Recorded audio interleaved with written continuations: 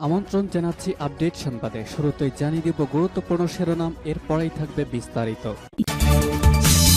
ইসরায়েলের বিরুদ্ধে হামলা আরও জোরদার করার ঘোষণা ইয়েমেনের। এদিকে পেহেলগাম হামলার মূল অভিযুক্ত সহ ৩ জনকে হত্যার দাবি ভারতের।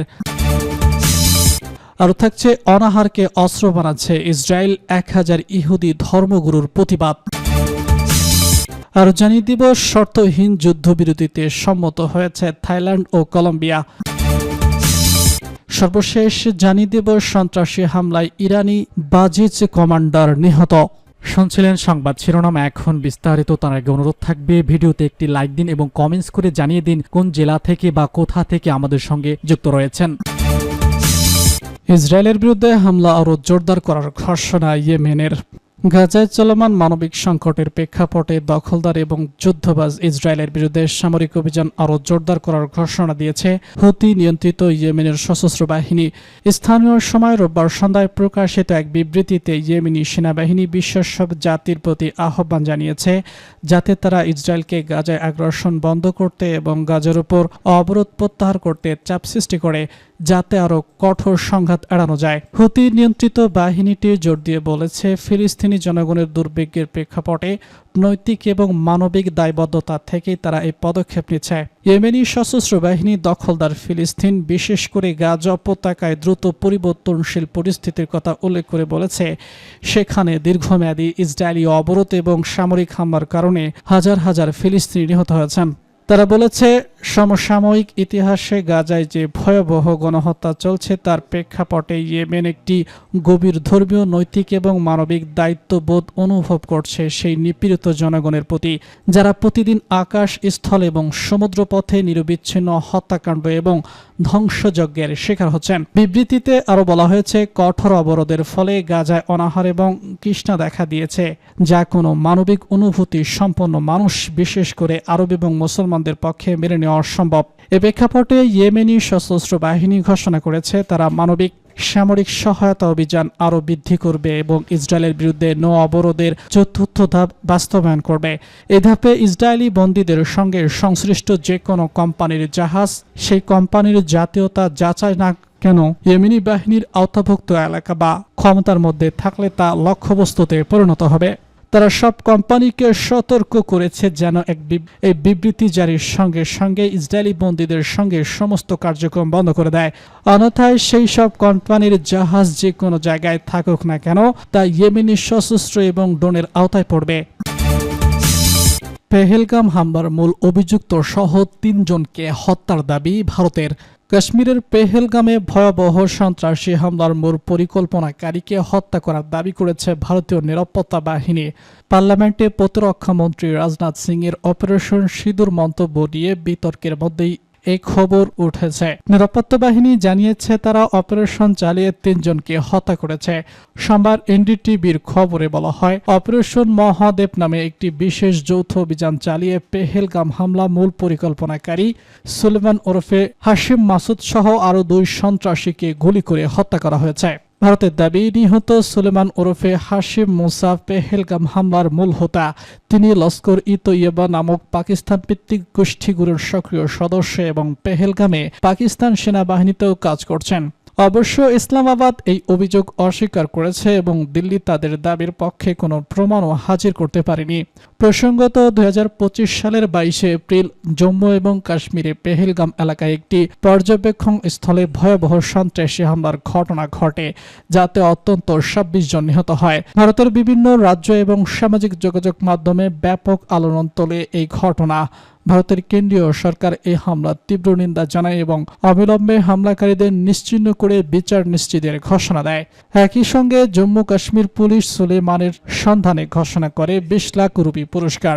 সর্বশেষ আজ সোমবার অপারেশন মহাদেব নামের এই অভিযানে অভিযুক্ত সুলেমান ওরফে শামীম মুসা নিহত হয়েছে বলে দাবি করেছে নিরাপত্তা বাহিনী। অভিযানে অংশ নেয় ভারতীয় সেনাবাহিনী, সেন্ট্রাল রিজার্ভ পুলিশ ফোর্স এবং জম্মু এবং কাশ্মীর পুলিশের বিশেষ বাহিনী। খবরে বলা হয়, গোয়েন্দা তথ্যের ভিত্তিতে শ্রীনগরে একটি এলাকায় সন্ত্রাসীদের অবস্থান শনাক্ত করা হলে চারদিক থেকে ঘিরে ফেলা হয় অঞ্চলটি। শুরু হয় তীব্র বন্দুকযুদ্ধ। নিরাপত্তা বাহিনীর দাবি, দীর্ঘ কয়েক ঘন্টার সংঘর্ষে সুলেমান সহ আরও 2 সন্ত্রাসী 3 জনকে হত্যা করা হয়। অনাহারকে অস্ত্র বানাচ্ছে ইসরায়েল, 1000 ইহুদি ধর্মগুরুর প্রতিবাদ। বিশ্বজুড়ে 1000-এরও বেশি ইহুদি রাব্বি বা ধর্মগুরু ইসরায়েলের বিরুদ্ধে গাজায় অনাহারকে অস্ত্র হিসেবে ব্যবহারের অভিযোগ এনেছে এবং অবরুদ্ধ এলাকায় মানবিক সহায়তা প্রবেশের অনুমতি দেওয়ার আহ্বান জানিয়েছেন। জাতিসংঘের ফিলিস্তিনি শরণার্থী সংস্থার প্রধান দিলীপ লাজারিনি জানিয়েছেন, ইসরায়েলি অবরোধের কারণে দিষ্ট এই মানবদুষ্ট দুর্ভিক্ষে প্রায় 90,000 নারী এবং শিশু অপুষ্টিতে ভুগছেন। যুক্তরাষ্ট্র, যুক্তরাজ্য, ইউরোপীয় ইউনিয়ন এবং ইসরায়েল এই ধর্মগুরুরা একটি খোলা চিঠিতে বলেছেন, ইহুদি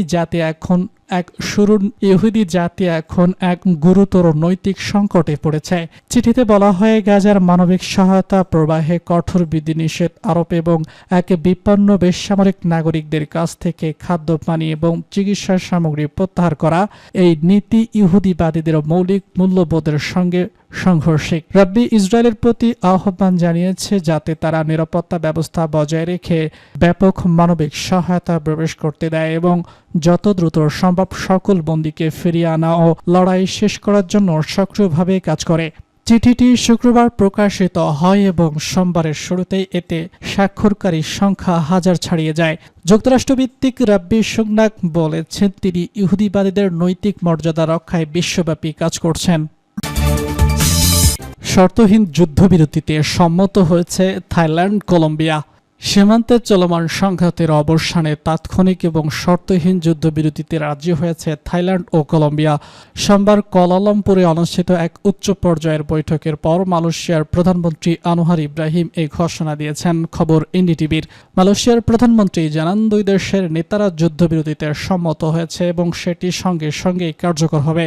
এই সিদ্ধান্ত এসেছে 5 দিন ধরে চলা গোলাবর্ষণ এবং পাল্টাপাল্টি হামলার প্রেক্ষাপটে, যার ফলে সীমান্ত এলাকা থেকে 2 লাখেরও বেশি মানুষ ঘরবাড়ি ছেড়ে পালিয়ে যেতে বাধ্য হয়েছে। সোমবার সকালে কুয়ালালামপুরে থাইল্যান্ডের ভারপ্রাপ্ত প্রধানমন্ত্রী মুফাত ওয়াইচাই ও কলম্বিয়ার প্রধানমন্ত্রী হুংমান বৈঠক বসেন। বৈঠকটি মালয়েশিয়ার প্রধানমন্ত্রীর বাসভবন সিরির পেরদানাতে অনুষ্ঠিত হয়। আলোচনায় মধ্যস্থতাকারী হিসেবে যুক্তরাষ্ট্র এবং চীনের প্রতিনিধিরাও অংশ নেন বলে জানা গেছে। এর আগে মার্কিন প্রেসিডেন্ট ডোনাল্ড ট্রাম্প 2 দেশের নেতাদের সঙ্গে ফোনালাপে কথা বলেন এবং দ্রুত যুদ্ধবিরতিতে পৌঁছানোর আহ্বান জানান। মালয়েশিয়ার প্রধানমন্ত্রী বর্তমানে দক্ষিণ পূর্ব এশিয়া আঞ্চলিক জোট অ্যাসোসিয়েশনের চেয়ারম্যানের দায়িত্ব রয়েছেন। তিনি সংঘাত নিরসনে মধ্যস্থতার প্রস্তাব দিয়েছেন। বৈঠকের আগ মুহূর্তেও 2 দেশের সেনাদের মধ্যে গোলাগুলির খবর পাওয়া যায়। থাইল্যান্ড দাবি করেছে কলম্বিয়ার কর্মকাণ্ডের সৎ উদ্দেশ্য নেই। অন্যদিকে কলম্বিয়া অভিযোগ করেছে থাইল্যান্ড তাদের ভূখণ্ডে ভারী অস্ত্র এবং বিপুল সংখ্যক সৈন্য নিয়ে হামলা চালিয়েছে। উভয় পক্ষ সংঘাতের জন্য একে অপরকে দায়ী করছে। চলমান সহিংসতায় অত্যন্ত 35 জন নিহত এবং 200 জনের বেশি আহত হয়েছে বলে জানিয়েছে স্থানীয় কর্তৃপক্ষ। দশক ধরে চলা সীমান্ত বিরোধ এবারই সবচেয়ে গুরুতর আকার ধারণ করেছিল। সন্ত্রাসী হামলায় ইরানি বাজিস কমান্ডার নিহত। সোমবার ইরানের ইসলামী বিপ্লবী গার্ড আইআরজিসির এক বিবৃতিতে জানিয়েছে, দেশটির দক্ষিণ পূর্ব অঞ্চল জাহেদানে অবস্থিত বসতি স্বেচ্ছাসেবক বাহিনীর এক ঘাঁটির কমান্ডারকে হত্যা করা হয়েছে। ইরানের দক্ষিণ পূর্বে আইআরজিসির আঞ্চলিক সদর দপ্তর অপারেশনাল সি কুডস সোমবার এক বিবৃতিতে জানিয়েছে, জাহেদানের শিবাত জেলায় ইমাম হাজি মসজিদে নামাজ আদায়কারীদের রক্ষা করতে গিয়ে বাশিদ কমান্ডার জাবেদ কমিশন সহ নিহত হয়েছেন। বিবৃতিতে বলা হয়েছে, রোববার সন্ত্রাসীরা যখন করিম হাসমতকে কাপুরুষিতভাবে হত্যা করে তখন তিনি মসজিদের প্রবেশ পথে পাহারা দিচ্ছিলেন। বিবৃতিতে আরও বলা হয়েছে, অপরাধীদের বিচারের আওতায় আনার জন্য ঘটনার তদন্ত চলছে। বিবৃতিতে আরও বলা হয়েছে, বুধবার জাহেদানে নিহত কমান্ডারের জানাজা অনুষ্ঠিত হবে।